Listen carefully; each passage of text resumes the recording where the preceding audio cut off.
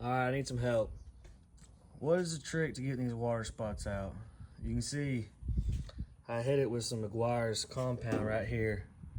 You can see it definitely cleaned the paint up a lot, but there's still these reflections in here. You can see over here,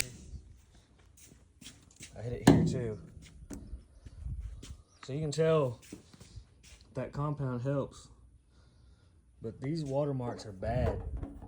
What's the trick to get them off? Up here, the compound is really good.